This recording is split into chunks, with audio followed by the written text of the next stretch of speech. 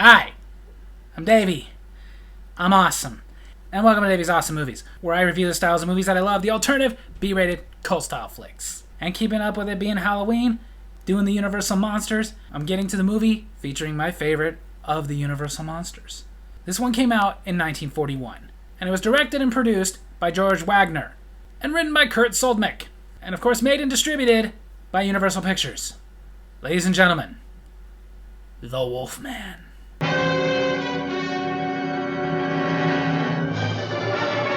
The movie opens with our lead, Larry Talbot, played by Lon Chaney Jr., returning home to his much shorter father, John Talbot, played by Claude Rains.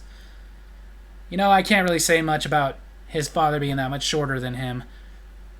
That's actually me and my father. I'm up here, he's kind of down here. Larry has not been home in a long time. He had left home a long time ago to go start his own life. But isn't it a sad commentary on our relationship that it took a hunting accident and your brother's death to bring you? His brother shouldn't have gone hunting with Dick Cheney. Let's decide, you and I, that between us, there should be no more such reserve.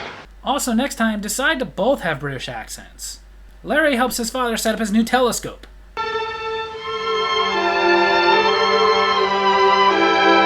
That telescope was for looking at stars, you pervert. Although I will say this. Not this movie per se, because it was very clean, but a lot of movies while I was growing up made me think, why do so many women undress with their window open? Turns out, most women don't. This girl, Gwen, lives right above her antique store. Larry notices that, so he decides to go to the antique store because he wants to meet her. Just when you talk to her, leave out the whole part about you stalking her. I'm looking for a gift, something in earrings. Nice cover. Larry asks for something very specific. Something he knows that she has. On your dressing table up in your room. Really? You're gonna tell her that you were watching her? I hate to break it to you, Larry, but for most women that is not a turn-on. Oh, I'm psychic. Sure, I'd buy that. Trying to warm up to her, he lets her sell him a cane with a silver wolf head on the top. And she tells him how the cane represents the legend of werewolves, or lycans, if you will. And that the significance of the pentagram on the wolf's head is that the pentagram is the mark that a werewolf will see on the hand of their next victim. So now that we've gotten that out of the way, they see some gypsies coming into town, getting ready to set up. These two particular gypsies are fortune tellers. You know, I haven't had my fortune told in years. How about tonight? No. The character Gwen likes him about as much as the actress who played Gwen liked him. Fine, I'll be here at 8. There you go, persistence. Nowadays, they don't like when you do that. Well, they don't like when some men do that. Basically, they only want you to be persistent if they like you, and they're not going to tell you whether or not they actually really like you. So it's a gamble as to whether or not you're actually harassing them. Thank God I'm married. When he shows up to meet Gwen, even though she didn't want him to, Gwen has a surprise for him. This is Jenny Williams. She wants to have her fortune told, too. Yeah, she brought a third wheel. So, she's just not that into you, dude. As they head to the gypsy fortune tellers, they pass some Wolfbane. Even a man who is pure in heart and says his prayers by night may become a wolf. When the Wolfbane blooms and the autumn moon is bright. We're not even 10 minutes into this movie, and that is the third time they have repeated this poem. It is an actual old gypsy poem about lichens. Everyone knows about werewolves. Do they? I mean, now they do, thanks to this movie. Not only do they know about werewolves, but thanks to this movie, a lot of the legend of werewolves has been solidified, because before that, it was just kind of all over the place. They ask the gypsy to read their fortune. I will not disappoint you, my lady. The gypsy is played by Bela Lugosi, the original Dracula. In this, he plays a gypsy named Bela. Hopefully he remembered his character's name. Originally, Bela Lugosi was really campaigning to play the lead in this movie, the Wolfman, but it was a no-go for this movie. They didn't want somebody with a Hungarian accent. So they gave him a small but very important part. While Jenny is getting her fortune told, Larry and Gwen take a little stroll. It's only fair to tell you I'm engaged. I'm going to be married very soon. Yeah, and I kind of think fair would have been you telling him it earlier in the day, the first time he asked you out. Then again, he doesn't seem to really care. She says, I have a fiancé, and his attitude is more along the lines of like, what's that got to do with me? Back to Bella and Jenny. Bella sees the pentagram in her palm. And of course, this freaks him out. He tells her he'll read her fortune tomorrow, but urges her to leave. When she tries to ask why, he just keeps saying it more and more. Just go, go, go! So Jenny runs off. Not fast enough, though. Larry, of course, hears the scream, so he runs to go see what's going on, and he sees Jenny being attacked by a dog. A wolf. Although, in actuality, the dog they used was Lon Chaney's own German Shepherd. My wife wants one of those. After the wolf bites Larry, Larry not only gets it off of him, but beats it to death with his cane. Nowadays, even though the wolf was trying to kill him, I feel like people would have been calling for his head. Larry, what happened? What's the matter? Oh, nothing. Just kind of dying. The gypsy woman that was there, Malvella, she comes over to help. Although I will say she doesn't seem very enthusiastic about it. Then again, she doesn't seem enthusiastic about anything in this movie. In fact, as soon as they get Larry home, she just promptly leaves. And then as they're tending to Larry, someone comes in with news that they found Jenny dead. But at the site where they found Jenny dead, they also find Bella, the fortune teller. But he wasn't killed by a wolf like Jenny was, obviously. By heavy blows with a sharp instrument. So at least Bela Lugosi got to play a Wolfman. Not the Wolfman, but a Wolfman. But next to his body, they also find the cane that killed him. So now they have a murder weapon. The next morning, they show up at Larry's home, and they tell him they found his cane, and that Bella had been murdered. But he insists it wasn't Bella, it was a wolf. He knows it was a wolf. He was bitten by the wolf. He even goes to show him his chest, but it's all healed. How awkward. They leave, and Larry and his father, John, talk alone. Now, Larry, will you stop worrying and let me handle this? Why would the police leave the murder weapon? They chalk it up to Jenny was being attacked by a wolf. Both Bella and Larry must have gone there at the same time to try to save her. And in the dark and fog, Larry accidentally killed Bella. And I'm going to say it because he was a gypsy, they probably would have just been like, yeah, fair enough. Because back then there was a big prejudice against gypsies. But Larry is having trouble with this. Not only the guilt of thinking he killed Bella, but swearing to God he actually killed a wolf. So he goes to see the body of Bella. Coincidentally, at the same time, the Malvella, his mother, is there saying goodbye. After that, Larry goes to see Gwen because he needs to talk to somebody about what happened. And she was there. But again, coincidentally, while he's talking to her, she gets a visit from her fiancé, Frank. And Frank's dog. Frank takes the dog outside and then comes back so that he and Larry can get acquainted. Glad to know you, Anders. Never mind. Larry leaves. Frank, why were you so rude? Because men tend not to like it when somebody is hitting on their woman. Duh! Later, the gypsies are having themselves a little carnival. And Larry is playing a carnival game. The kind where they used to shoot at stuff, but back then they used real bullets. And Larry is doing pretty well until he sees a wolf. Because he's traumatized. So he has to walk away. He needs some air. I expected you sooner. Oh, no, please. He did not mean to kill your son. Don't make him thinner. Malvella, though, is not angry with him. She tells him, you're right, you did kill a wolf. And that wolf was Bella. She also goes into how a werewolf can be killed. Only with a silver bullet, or a silver knife, or a stick with a silver handle. So, silver. You could have just said silver. Knife. Bullet. Stick. As long as you're killing him with silver, the werewolf will die. Whoever is bitten by a werewolf and lives becomes a werewolf. That's just the way it is in all these legends. Get bit by a werewolf, you turn into a werewolf. Get bit by a vampire, get turned into a vampire. Get bit by a zombie, turn into a zombie. You get bitten by a millionaire, you become a millionaire.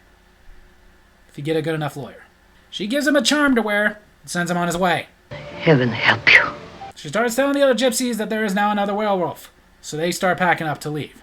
Larry finds Gwen. I won't need this. I want you to have it. The gypsy woman told you to wear that, dummy. That night, we finally see the Wolfman. Funny enough, Bella was a werewolf too, and he just looked like a wolf, but whatever. The wolf is combing the graveyard, and then he sees a digger. Why is it in these movies The gravediggers always work at night. Oh, that's right, because it's the graveyard shift.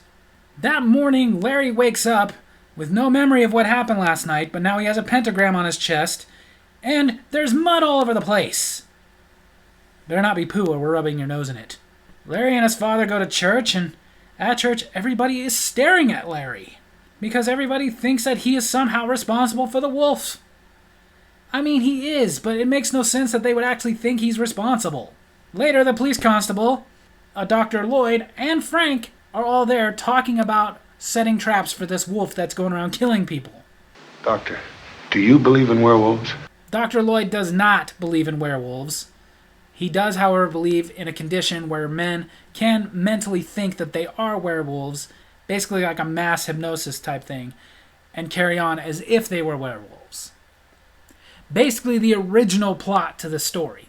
Now I want you to go and get some rest. After Larry leaves, Dr. Lloyd tells his father, John, that his son is mentally sick and he needs to be sent away. My son is ill. The best place for him is in his own home, proving his innocence. Dr. Lloyd agrees to let him rest till the morning and they will discuss it further. That night, Larry gets caught in one of the traps. He passes out, but wakes up a little bit later as himself, and Malvella is there. Hurry, the dogs, they are hunting you.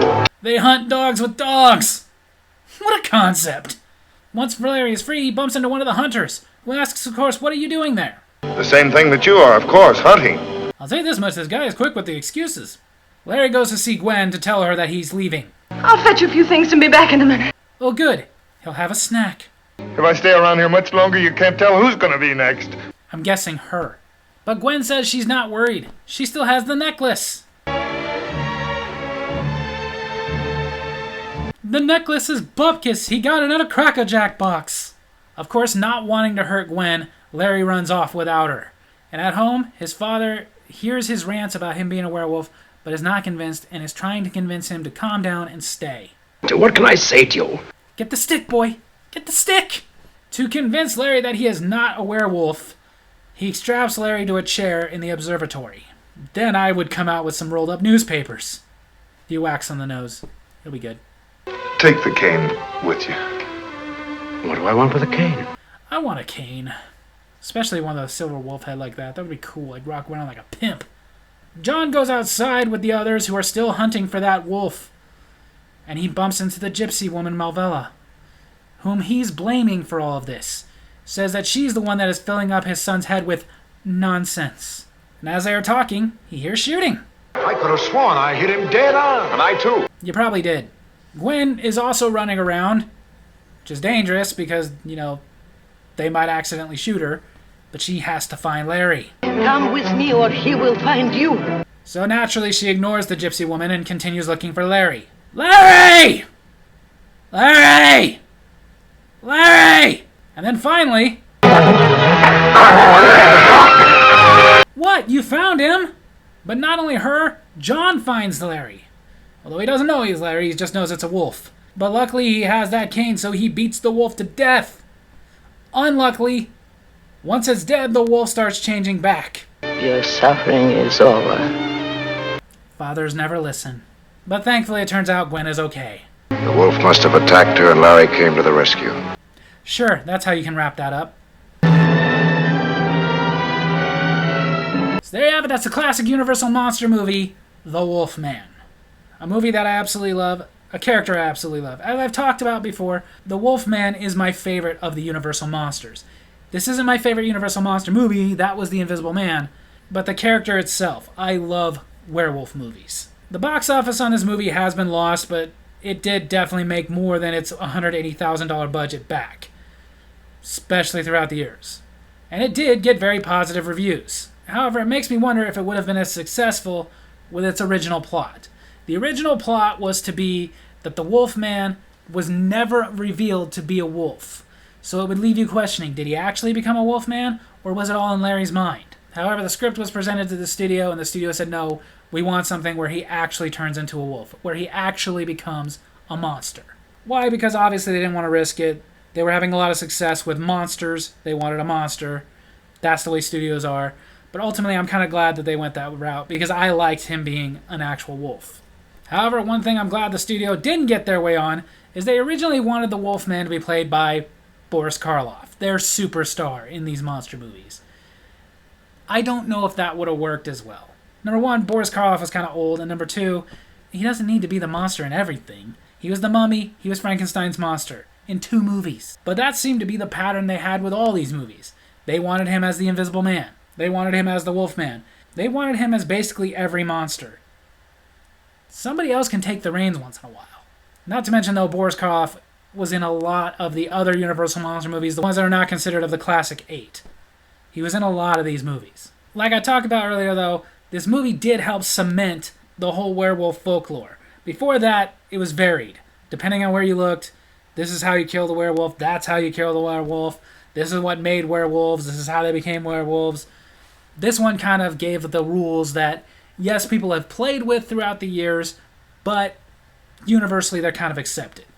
They're killed by silver. You become a werewolf if you survive a werewolf attack. The characters of Gwen and Larry Talbot, they had very good chemistry, despite the fact that the woman who played Gwen, Evelyn Ankers, hated Larry Talbot.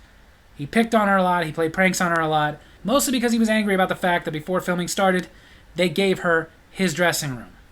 They did that as a punishment to him because he got drunk and vandalized the studio. So maybe Lon Chaney Jr. should have just learned to take his lumps. But despite that little setback, this movie was the highest grossing Universal movie of that year. Despite the fact that the movie came out literally 2 days after the Pearl Harbor attack. They were worried that was going to have an effect on the movie, considering America was in a state of shock, especially when it came to violence. But it actually did help a lot of Americans get their minds off the horrific attack, if for at least an hour. So, good for that. Especially because of the painstaking effects it took. The Wolfman makeup would take 6 hours every day to put on just to be the Wolfman, and then it would take another 3 hours to get it off. Probably why there wasn't too many scenes where he was in full Wolfman makeup. That, I imagine, was probably very uncomfortable. Didn't look comfortable at all. However, like I said, I'm glad that this cemented the legend of Lycans. I'm a big fan of werewolves. I love werewolf movies. I wish they would make more werewolf movies. And in the future, when I finish the Universal Monster series, I will be getting into werewolf movies too. So, on that note, if you have not seen the original 1941 version of the Wolfman, then I urge you to go check it out because it is very fantastic. So there you have it. That's my movie review this week. I hope you guys enjoyed it. And if you did, make sure to hit like, hit subscribe, hit the little bell so you get notifications when I post new videos, and leave a comment. Tell me what you thought of the Wolfman. Tell me your favorite Universal monster. Happy Halloween.